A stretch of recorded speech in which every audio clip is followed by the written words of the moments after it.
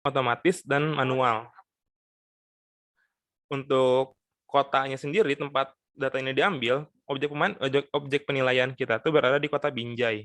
Dan untuk data pembanding, karena keterbatasan kita untuk mendapat data di kota Binjai, kita memilih kota Medan sebagai tempat untuk mencari datanya, karena tempatnya berdekatan dan secara ekonomi agak mirip. Lalu untuk data pembanding 1 itu kita dapat dengan harga 320 juta, untuk data pembanding 2 265 juta, dan data pembanding 3 295 juta 800 ribu.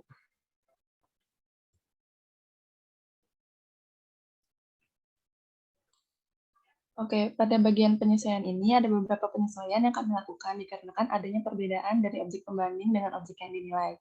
Untuk penyesuaian tahun, kami menggunakan inflasi bulanan karena menurut kami lebih akurat daripada pakai yang tahunan. Dan karena objek pembandingnya di tahun 2017 dan objek penilainya ada di tahun 2019, maka kami akan bawa dari tahun 2017 itu ke 2019 dengan merata-ratakan inflasi dari bulan Januari 2017 sampai Desember 2019. Dan didapat inflasi per bulan sebesar 0,18%.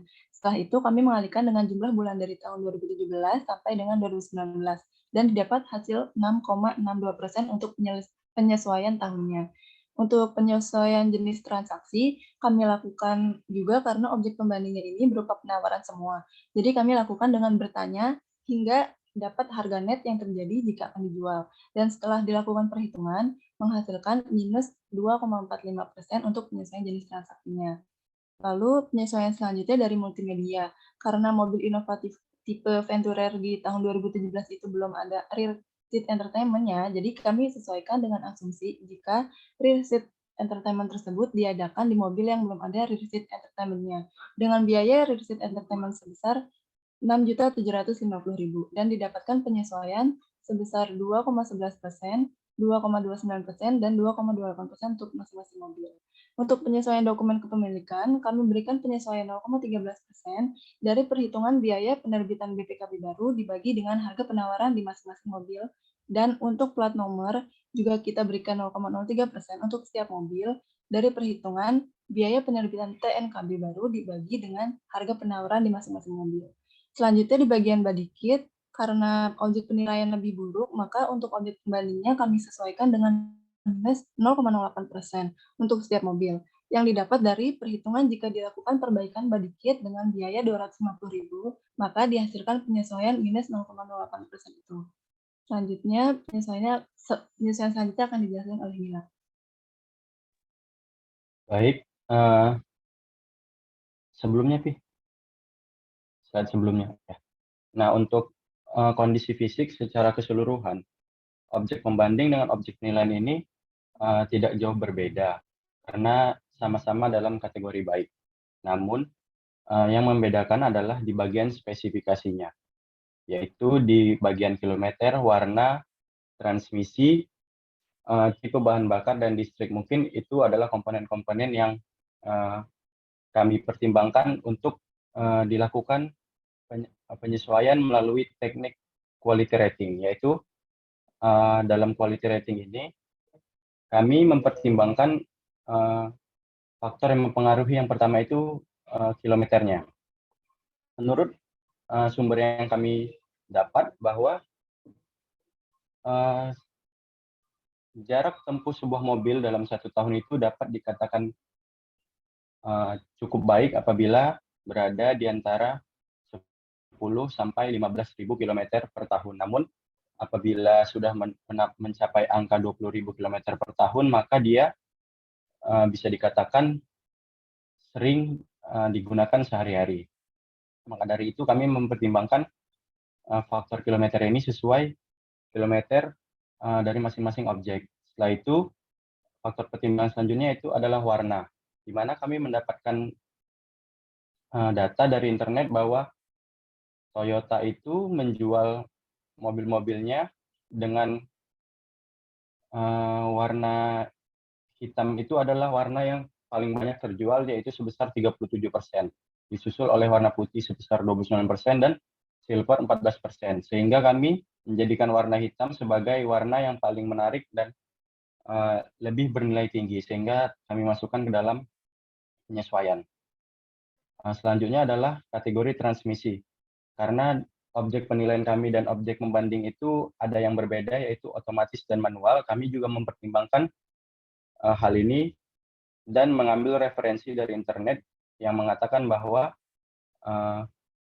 mobil otomatis itu faktor pertimbangannya adalah kemudahan pengoperasian dan kenyamanan. Namun kalau untuk mobil manual itu perawatannya lebih murah. Jadi kami mempertimbangkan komponen itu dan perhitungannya bisa kita lihat di quality rating, namun kami tidak akan menampilkannya di sini, melainkan bisa dilihat di laporan penilaian yang telah kami kirim.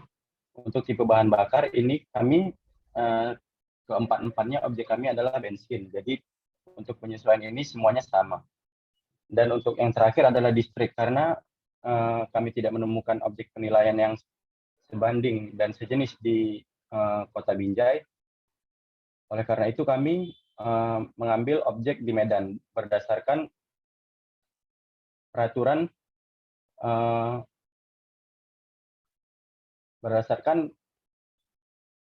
Presiden nomor 62 tahun 2011 bahwa kawasan perkotaan Medan Binjai Deli Serdang itu merupakan suatu kawasan yang strategis, suatu kawasan strategis nasional.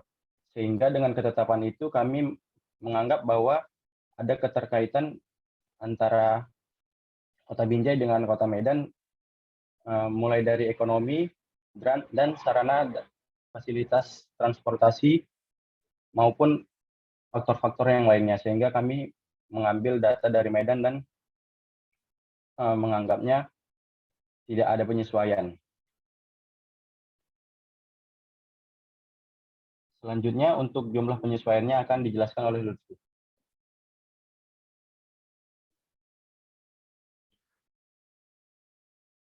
Baik, untuk tadi jumlah penyesuaiannya, ketiga objek tadi, objek pertama mendapatkan penyesuaian minus 11,75%, objek pembanding kedua 3,73%, dan objek pembanding 3 3,72%. Setelah dihitung, maka penyesuaiannya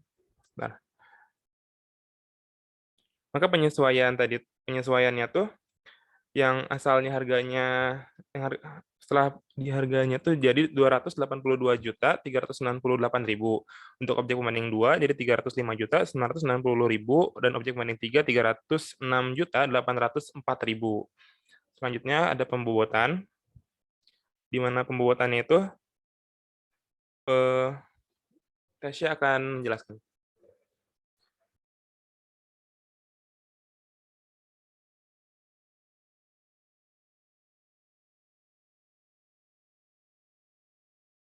Maaf, untuk pembobotan ringkasnya akan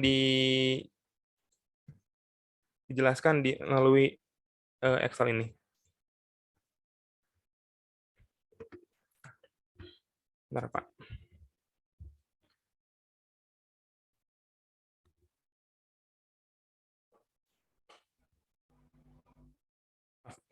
Tasya? Izin, mungkin Tasya kendala jaringan. Baik. Ya. Untuk pembobotannya? Untuk pembobotannya, next week. Oke. Nah, untuk pembobotannya ini kami menggunakan teknik sebagaimana kelompok-kelompok sebelumnya juga telah menggunakan, yaitu metode inverse. Sehingga diperoleh presentasi sebagai berikut, dan setelah dibobotkan memperoleh nilai sebesar 303 juta sekian tadi. Baiklah, karena waktunya sudah over, mungkin sekian dari presentasi praktik penilaian dari kelompok kami. Lebih dan kurang kami mohon maaf. Jika ada pertanyaan atau saran, kami persilahkan. Oke, baik. Teman-teman, ada tanggapan atau pertanyaan untuk kelompok 7?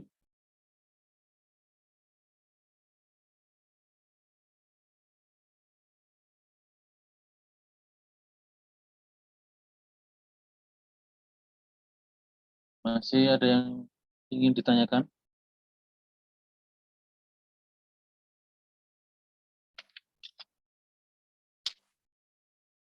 Monggo.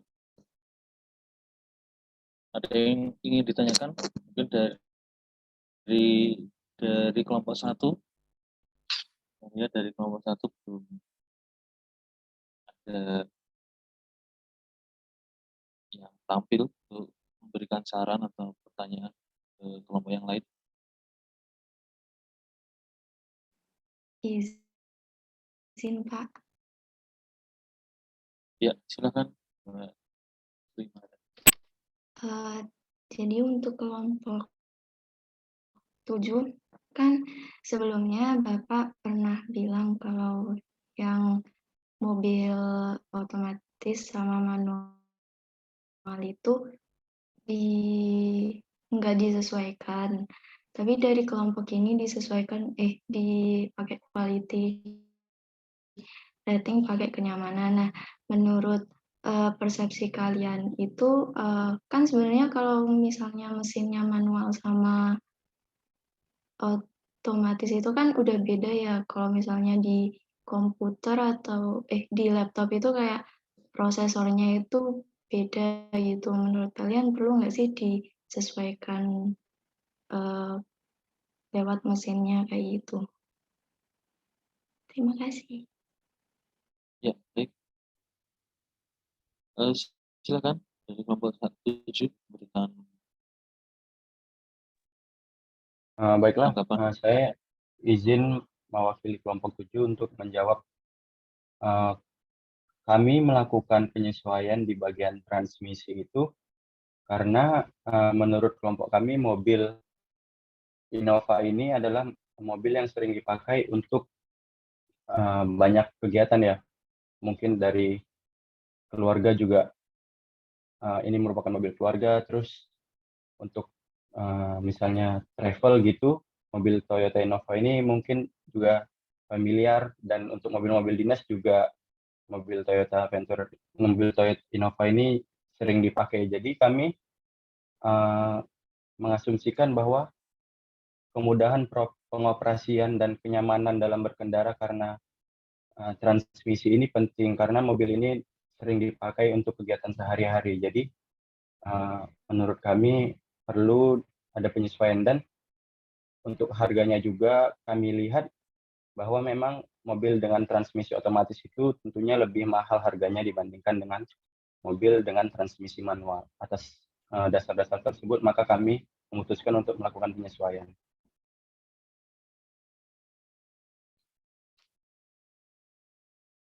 Oke, baik. Terima kasih ya atas pertanyaan dari Mbak Tri dan tanggapan dari Mas Kang ya. Mungkin bisa saya cukupkan. Terima kasih ya kelompok 7 sudah berikan presentasi. Mungkin bisa ditutup.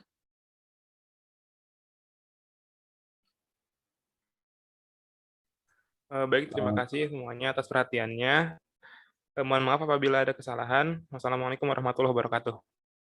Waalaikumsalam. Terima kasih. Baik, kelompok 7 menggunakan satu pendekatan, namun saya lihat di laporan penilaian ternyata belum dinyatakan ya kenapa ataupun alasan kenapa hanya satu pendekatan dan 2 pendekatan lain tidak digunakan.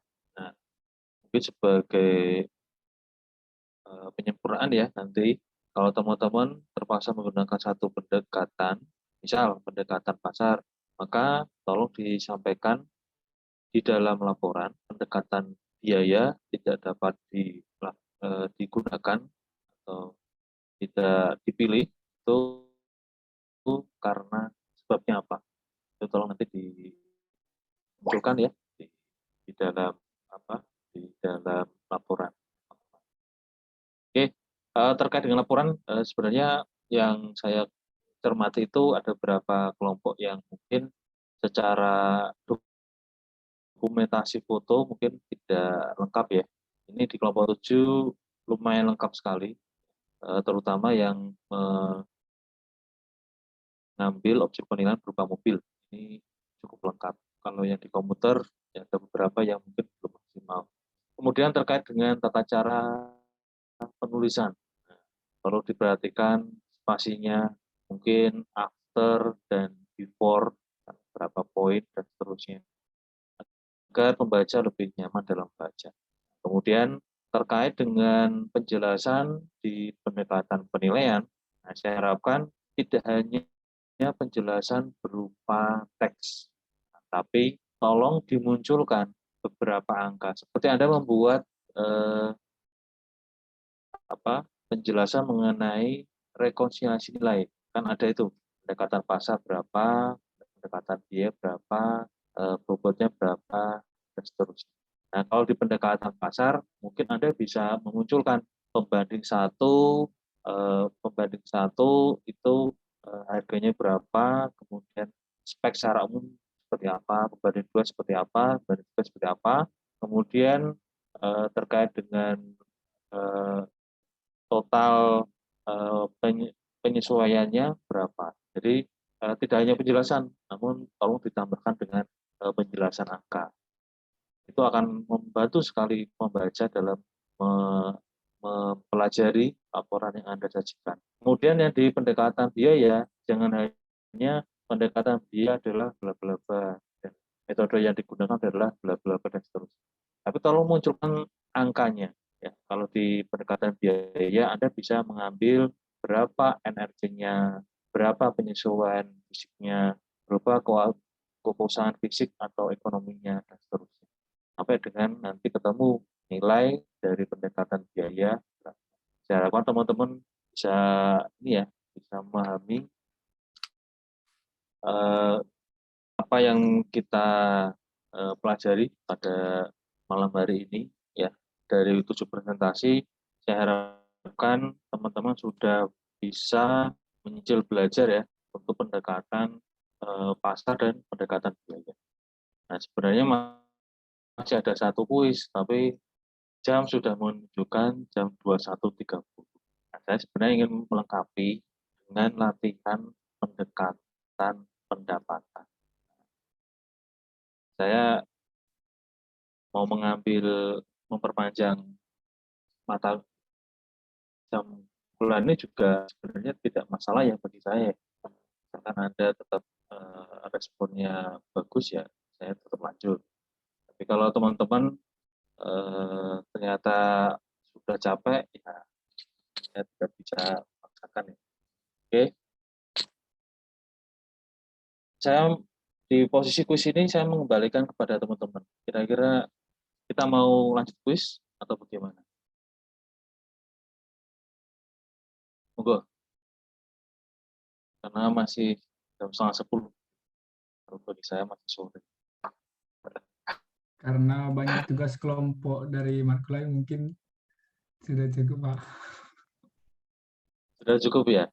Iya, Pak. Karena Tidak apa-apa. banyak tugas kelompok dari Markul juga, Pak. Kayak PSD. Jadikan latihan saja mungkin, Pak. Kata teman-teman, Pak. Kalau latihan, saya tidak menjamin. Karena berulang kali saya mendorong Anda untuk kalau mau perang ya Anda pegang pedang sama tameng. Jangan perang tapi latihan di dalam bangsal atau di lapangan tanpa menghadapi musuh. Kalau Anda posisi latihan, kondisi nyaman, waktu panjang, tidak ada itu yang namanya tekanan. Orang ditempa menjadi kuat itu karena dia terbiasa di dalam tekanan. Gitu ya. Jadi monggo. Kalau ada pendapat lain juga nggak apa-apa. Silakan. Mungkin Mas Adris yang lain.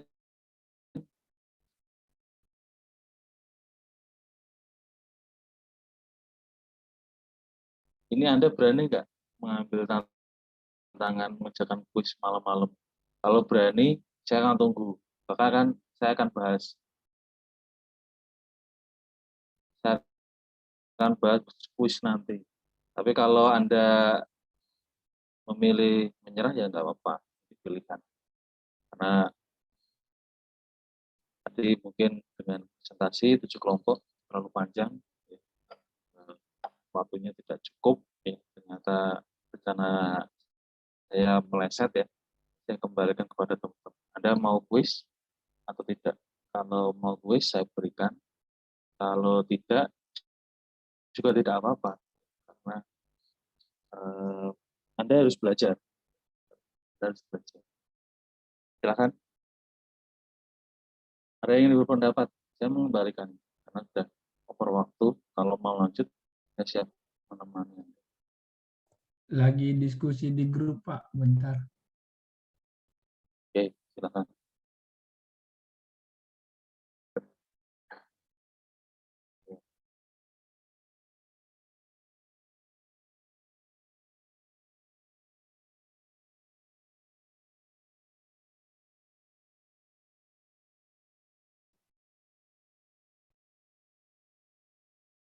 Pak izin Pak, misal dibahas saja gimana Pak? Langsung dibahas.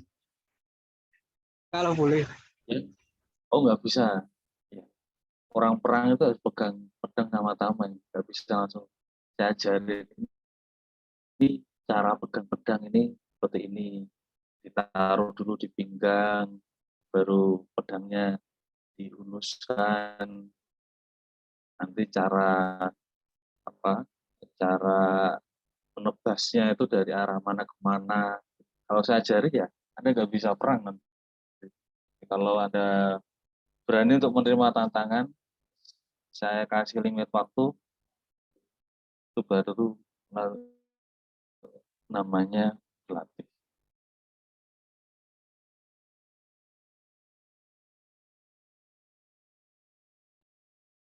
Gimana? Kalau kayak gini Pak, misalnya dijadiin latihan, tapi dikasih deadline pengumpulan Pak, biar dikerjain Pak. Kalau memang Bapak takutnya kami nggak dikerjain tugasnya atau nggak belajar Pak. Oh iya, karena posisi ya itu tadi Mas. Kalau dibuat latihan, saya rasa tidak maksimal. Itu aja. Dalam tekanan, Anda harus berpikir, saya rasa itu akan memberikan manfaat yang lebih bagi Anda. Bagaimana? Sudah lebih dari jam 9:30. Semester lalu saya mengajar sampai hampir jam 10.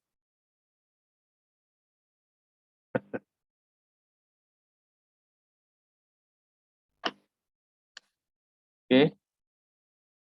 Ya, Mungkin Anung sebagai ketua gimana? kelas bisa memutuskan Pak. Ya, Mas Anung sebagai ketua Kalau kelas. dari saya sendiri Pak, mengingat dari teman-teman itu, semisal kalau kami nggak kuis nanti soalnya bakal di-share Bapak atau tidak Pak? Enggak, Enggak ya Pak? Berarti harus saya kan kuis enggak baru. nge-share soalnya. Iya, Nah karena saya ingin teman-teman, menguji Anda. iya Pak. Teman-teman ini kan karena malam, ada teman-teman tuh yang mengusulkan kayak gini Pak, kami ada Ya, yang beberapa yang berpendapat mau juga kuis, tapi karena mungkin malam ngantuk kan, terus ada juga yang terbiasa ini, kuisnya ini bakal dinilai nggak Pak? di Maksudnya tuh dimasukkan ke dalam rekapan nilai Bapak? iya, kalau memang memerlukan kuis ya, saya akan masukkan dalam nilai kuis. Sebentar Pak, bagaimana teman-teman? Saya takutnya kalau saya bilang mau kuis, nanti ada sebagian teman yang nggak mau, ada yang saya bilang nggak kuis, nanti serba salah Ya, saya. ya. Oke, silakan saya kasih waktu. Saya nggak maksa, ya fleksibel saja. Karena memang Saya izin menyampaikan oke, pendapat. monggo Mas Sofi. Pendapat. Terkait ujian ya Pak, Bapak bilang kuis ya Pak. Terkait kuis kan teknisnya tadi 30 menit Pak. Berhubung udah malam Iya, juga 30 menit. kawan-kawan udah capek juga dan beberapa udah mulai kehilangan kesadaran mungkin Pak. Karena Oke. benar kata teman-teman, banyak tugas juga Pak Oke ya. belakangan ini Pak kan. Jadi Ya. saran saya kalau besok kuisnya tuh besok aja gitu, bisa nggak Pak, di jam 8, habis itu deadline-nya jam 8.30 gitu Pak. Jadi kan kita hanya memindahkan waktunya aja gitu Pak. Dan mungkin untuk pembahasannya kami boleh nggak Pak minta hasil, maksudnya kunci jawaban dari Bapak gitu Pak. Mungkin itu Nah, pendapat ya, saya. oke. Jadi saya buka seperti ini sebenarnya saya ingin teman-teman itu lebih banyak berpendapat. Jadi kadang-kadang ya saya mungkin merasa terlalu keras kepada Anda dan seterusnya ya, atau mungkin terlalu lembut kepada Anda. Nah, di pertemuan terakhir ini saya sebenarnya ingin mengajak Anda untuk berani untuk berpendapat. Ya. Saya sudah menyiapkan soal kuis itu dan saya harapkan dengan waktu yang terbatas sekali Anda dilatih untuk cepat tanggap ya, berpikir cepat. Sekali lagi ya, saya mengajar manajemen properti, mengajar mengukur tanah dan pemetaan. Kalau ada hitungan, saya tidak mau membuat tugas yang nantinya harus dikumpulkan. Jadi di akhir itu pasti saya buat itu adalah titik kulminasi. Tapi gak apa-apa. Ya. Saya pancing seperti ini, ternyata teman-teman ya berapa berpendapat, saya mengapresiasi. Kalau mau kuis ya mungkin nanti kita bisa berikut. Tapi saya tidak memberikan Excel-nya ya. Saya tidak.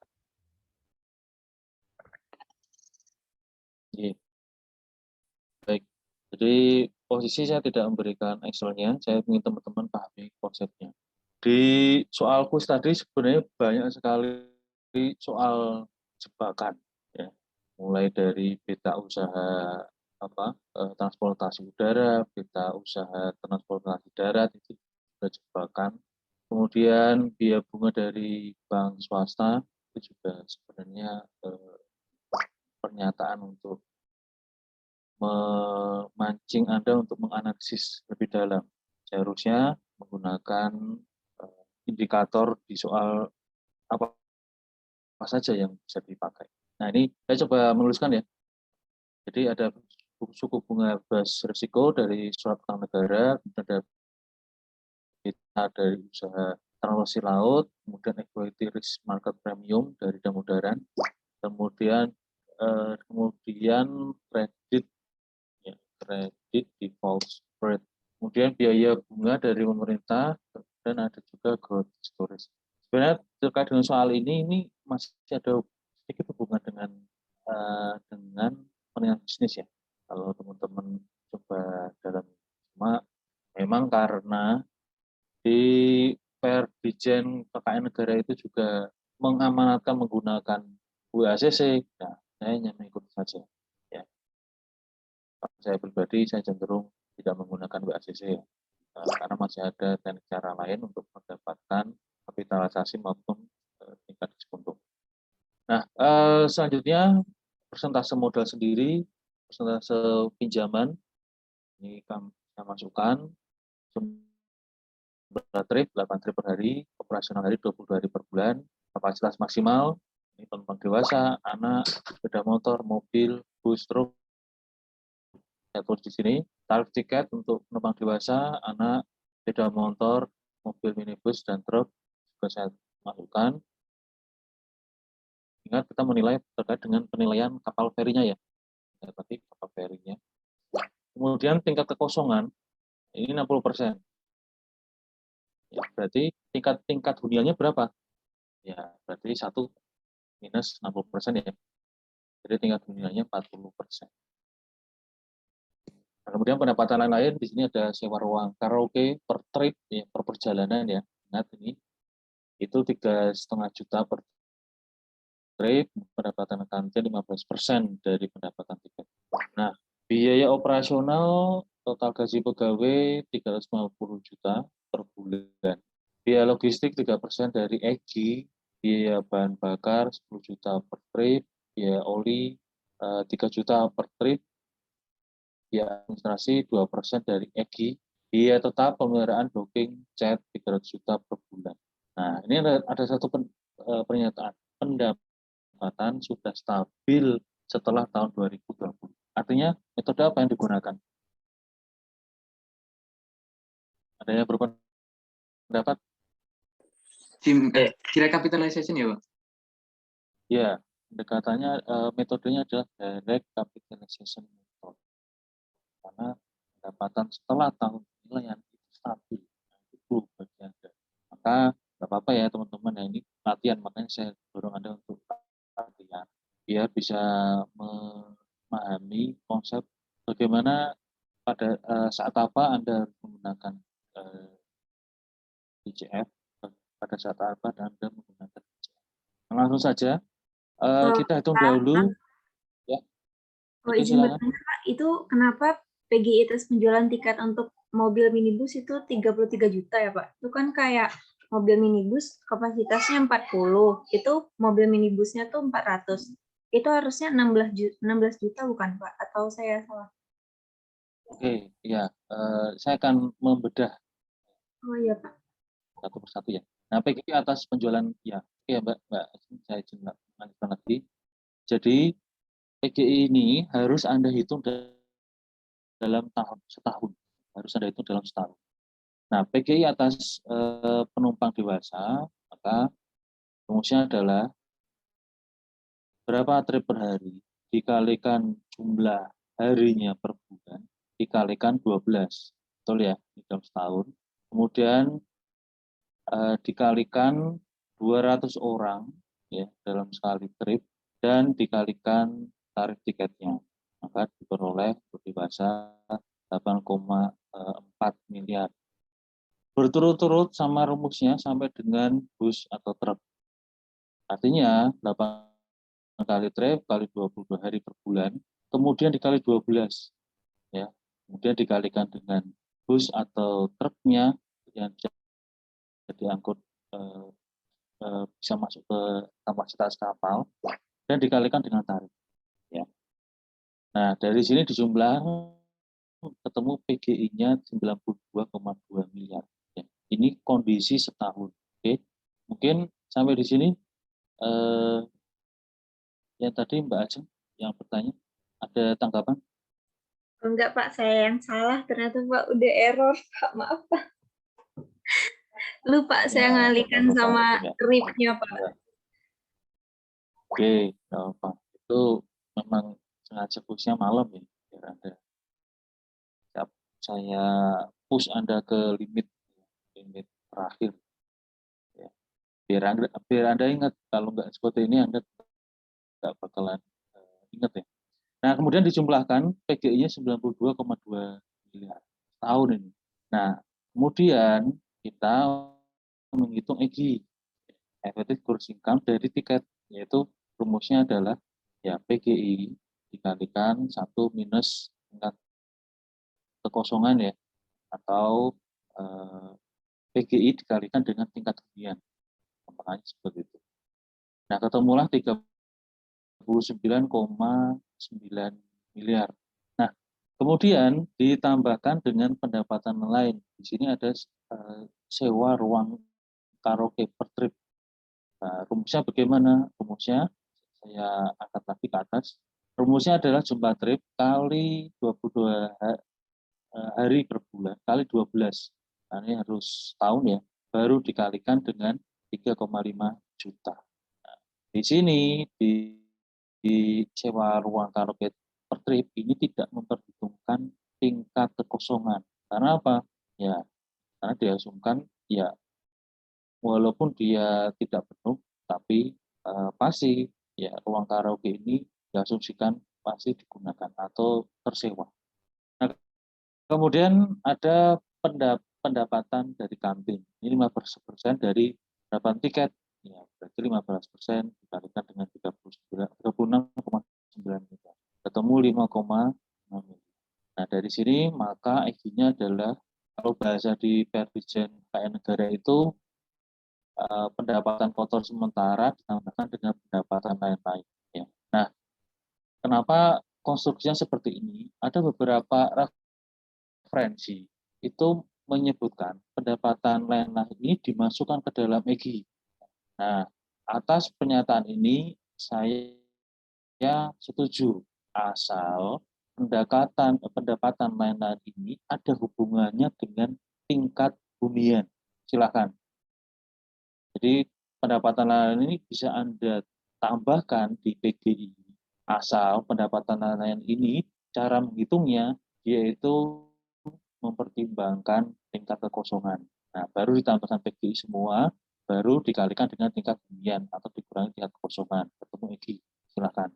Tapi kalau pendapatan lain ini ternyata ada yang berhubungan dengan tingkat kekosongan, ada juga yang tidak mempertimbangkan tingkat kekosongan, maka saya cenderung menggunakan cara yang digunakan di Perdijen Kekayaan Negara, yaitu dipisahkan. Jadi konsepnya adalah apakah dia mempertimbangkan tingkat kekosongan atau tidak. Nah, karena materi Anda diminta untuk mengikuti Perdijen Kekayaan Negara, saya konstruksikan seperti itu. Maka jumlah pendapatan lain adalah 12,9 miliar dan EGI-nya adalah di jumlah ya EGI total terakhir 36,9 miliar tambah 12,9 miliar ketemu 49,8 miliar.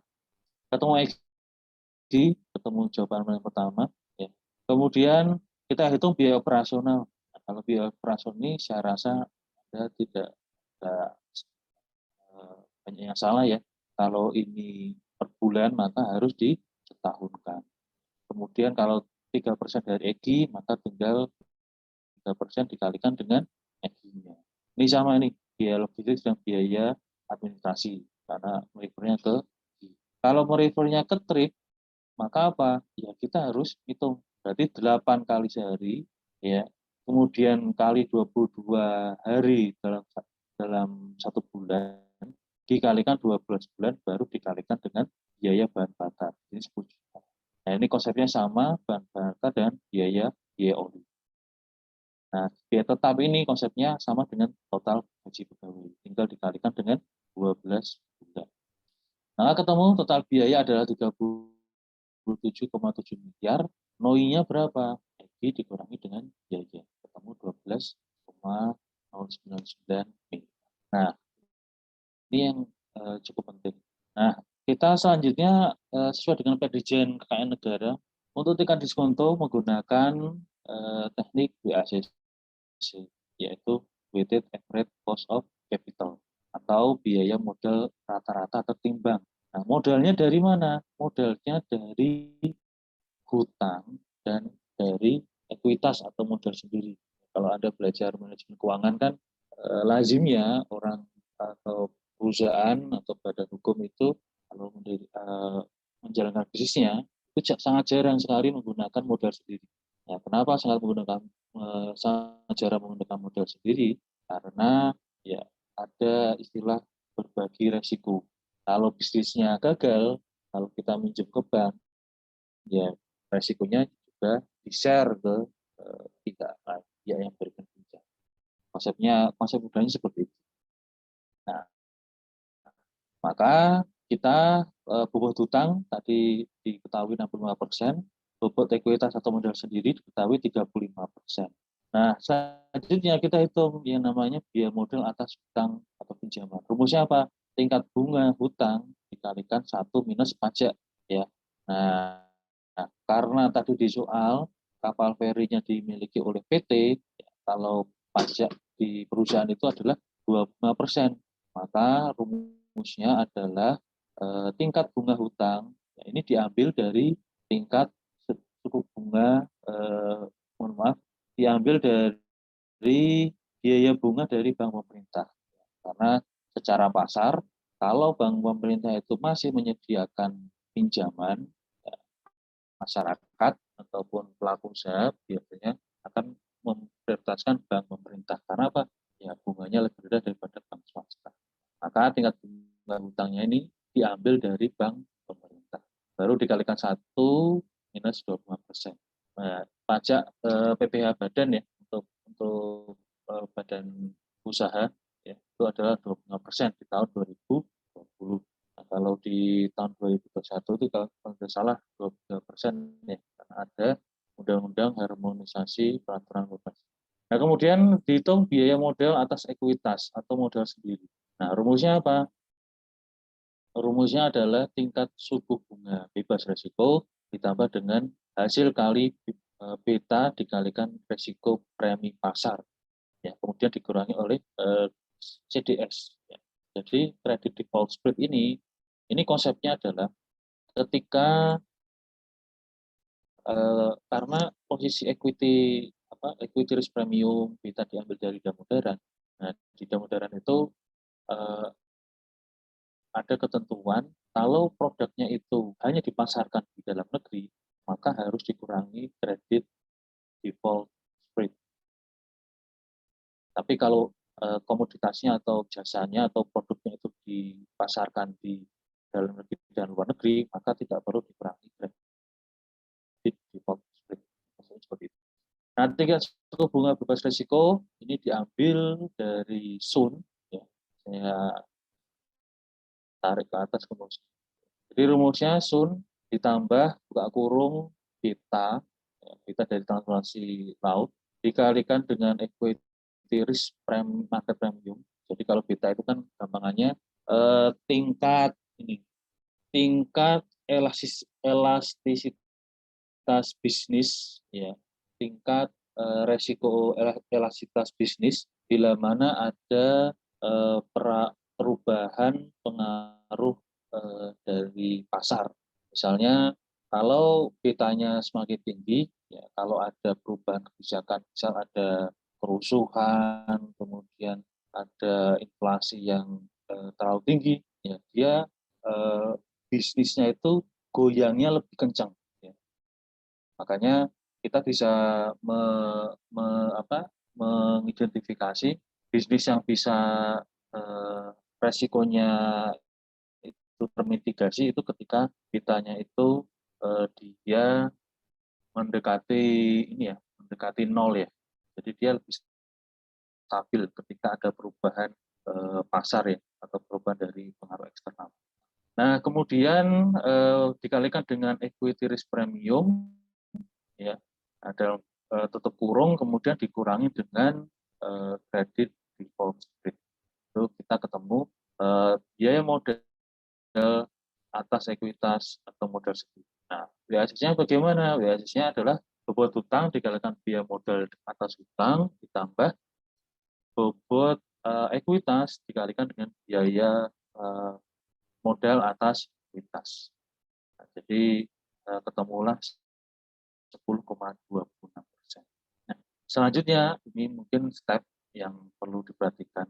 Kalau ya, menggunakan DCM kan kita harusnya menggunakan tingkat kapitalisasi. Nah, maka di sini ada soal, ya, ada growth historisnya 4,21. Maka tingkat kapitalisasinya berapa? Tingkat kapitalisasi adalah tingkat diskonto dikurangi dengan growth. Jadi tingkat kapitalisasinya adalah 6,05%. Nah, pertanyaannya, kalau growth-nya tidak diketahui bagaimana? Ya, bisa diasumsikan 0. Maka tingkat diskontonya itu juga mencerminkan tingkat kapitalisasi. Nah, indikasi nilai pasar baru NOI dibagi dengan tingkat kapitalisasi atau 12 miliar, ya, 12 sekian miliar dibagi dengan 6,05%. Maka indikasi nilai pasarnya adalah sekitar 200 miliar. Jadi indikasi nilai pasar kapal feri tadi, ya, dengan spek yang tersebut di soal tadi pada tanggal penilaian itu adalah 200 sekian miliar. Sekian, ya, teman-teman. Ada pertanyaan? Silakan. Pak, izin bertanya sebentar, Pak. Yang itu yang tingkat bunga hutang angkanya yang mana ya, Pak? Tingkat bunga hutang. Nah, ini angkanya dari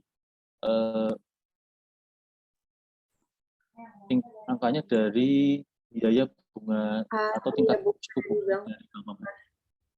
Ya, itu asumsinya ketika lazimnya, ya, di pasar itu ketika posisi perbankan yang menawarkan tingkat bunga yang lebih rendah, pasti kan akan diambil oleh para peminjam. Dan biasanya memang di bank pemerintah ini menjadi rujukan utama. Jadi ketika bank pemerintah mungkin sudah ada kebijakan tidak mengeluarkan lagi, tidak menerbitkan lagi ya pinjaman, barulah pasar akan beralih ke bank swasta. Oke ya, seperti itu. Ada yang lain? Silakan.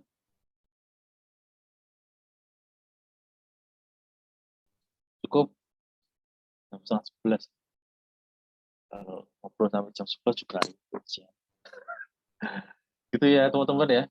Jadi pendapatan Anda sudah berlatih di malam ini.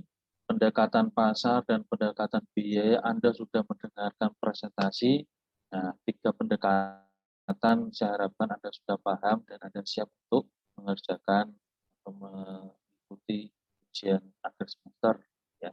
Nah, materi apa yang selanjutnya perlu Anda persiapkan? Silakan dipelajari semua PPT, semua PDF, terutama PDF terkait dengan peraturan Direktur Jenderal Kekayaan Negara terkait dengan penilaian kapal, penilaian pesawat terbang, kemudian ada penilaian kendaraan dinas, ya, jaringan dan komputer, termasuk mungkin yang kita bahas singkat itu adalah atas penilaian atas alat berat. Jangan sampai ada yang terlewati tidak dibaca. Tolong tidak dibaca ya, melengkapi apa yang kita sudah pelajari di itu ya teman-teman. Ada pertanyaan sebelum kita tutup? Pak, izin memastikan Pak. Ya, silakan. Terkait yang kalau nggak ngumpulin ke LMS, kumpul ke WA Bapak Pak, PC Pak. Ya. Kalau di LMS-nya masih loading, langsung kumpul ke PC WA Bapak saja kan Pak? Nggak perlu kumpul ke LMS lagi Pak? Iya, langsung ke WA saya saja. Ya. Oke Pak, makasih Pak. Oke ya, ada lagi yang ingin disampaikan? Ya, cukup. Saya kira teman-teman sudah luar biasa ya. Saya ajak diskusi, saya ajak teman-teman untuk berpendapat, ternyata ini untuk mengikuti kuis. Saya terima kasih ya, keputusan Anda, itu namanya Anda berani untuk mengambil keputusan. Ya, Anda dewasa, ya, dan secara fisik Anda yang tumbuh besar, tapi secara kematangan, secara berpikir Anda juga secara dewasa. Itu saja ya teman-teman yang bisa saya sampaikan selama 14 pertemuan ini. Ya, saya di akhir selalu sedih. Kita tidak pernah bertemu langsung, hanya lewat online ya. Ya, pingin istilahnya ngobrol langsung. Mungkin kita bisa diskusi langsung, karena secara rasa, secara perasaan itu akan sangat berbeda ya. Namun saya harapkan ya nanti kalau teman-teman bertemu dengan saya, tolong saya disapa karena saya sudah mengajar ya ratusan, mungkin hampir ribuan mahasiswa, saya tidak hafal atau persatu nama. Mungkin kalau wajah saya mungkin masih bisa mengenal, tapi mungkin kalau ketemu saya nanti saya tidak kenal wajah, ya tolong dijawab. Biasanya saya bertanya, namanya siapa? Saya tua lupa ya. Oke teman-teman, ya baik ya, terima kasih ya. Izin Pak. Ya silakan. Pertama-tama saya mewakili teman-teman semua, mohon maaf Pak jika dalam satu semester ini kami banyak kesalahan ya Pak, mungkin banyak ngeluh, diajak kuis tadi sempat ragu-ragu. Terus saya juga sama Mbak Fitri juga mohon maaf Pak sebagai PJ jika dalam memfasilitasi Bapak dalam perkuliahan ini banyak kesalahan dan kekurangan. Dan juga saya mengucapkan terima kasih Pak untuk telah Bapak berikan pada satu semester ini, Pak. Dan juga yang kata-kata motivasi yang sering Bapak sampaikan pada kami itu menurut saya itu sangat bermanfaat bagi kami, Pak, yang di semester 5 ini kayak gimana ya, Pak? Kayak murung geleh. Terus yang ketiga juga saya mohon doa restu, Pak. Kami mohon doa restu untuk menghadapi ujian UAS pada semester 5 ini, dan juga semoga kami diberikan kelancaran dalam menghadapi rintangan-rintangan selanjutnya seperti KTTA, PKL, dan lain-lainnya, Pak. Sekian dari saya, terima kasih, Pak. Oke, baik Mas Udin ya. Mas Udin sudah mewakili teman-teman di kelas 508. Ya, saya pertama mengucapkan mohon maaf juga bila mana saya dalam 14 pertemuan ini, terutama di pertemuan terakhir ini ya. Ini memang saya sengaja untuk memancing Anda ya, untuk mengambil keputusan, bernegosiasi dengan teman-teman dan seterusnya. Tapi alhamdulillah teman-teman mau ya, sampai malam ya menemani saya, bukan saya menemani teman-teman, menemani saya untuk mengajar. Ya. Kemudian yang kedua, saya juga mengucapkan terima kasih atas perhatian dari teman-teman. Tidak banyak kata yang bisa saya sampaikan secara tegas. Kemudian yang ketiga, ya, saya ingin mengucapkan amin ya rabbal alamin ya. Semoga Tuhan Yang Maha Esa mengabulkan doa dan permintaan Anda ya, sehingga Anda bisa menyelesaikan kuliah D3 ini dengan lancar, ya, mendapatkan hasil yang optimal, dan nanti bisa mengabdi pada negara yang kita Indonesia. Dimanapun ya Anda, di Pemda, di DJKN, di DJP, dimanapun tidak ada masalah. Semua manusia sudah dilahirkan menjalani kehidupan, rezekinya sudah diatur. Ya. Rezekinya sudah diatur. Orang sekarang itu sering bertengkar itu karena hal sepele. Karena apa? Ya susah melihat orang senang ataupun senang melihat orang susah. Ya, jadi kalau memang rezekinya ya sekian dan seterusnya, ya disyukuri. Allah kita akan ditambahkan nikmat. Ya, rezeki itu tidak hanya berupa uang, rezeki itu bisa dalam bentuk kesehatan. Ya. Anda dan keluarga sehat, walafiat, ya. Anda bisa bekerja dengan nyaman, ya. Anda bisa beribadah dengan khusyuk, itu juga sudah merupakan rezekinya. Demikian ya teman-teman ya. Masih ada satu permintaan saya, yaitu penilaian peer. Nanti saya akan kirimkan link untuk teman-teman isi ya, untuk melengkapi penilaian peer. Ya, baik. Terima kasih. Mohon maaf atas segala kekurangan. Semoga ilmu yang kita pelajari, ya silakan. Maaf Pak, motong izin foto bentar Pak.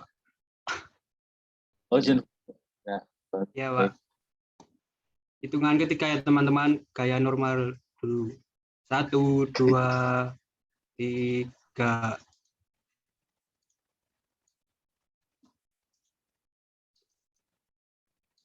Dar. Kayak bebas. Oke, bebas. Ya Pak. 1, 2, 3.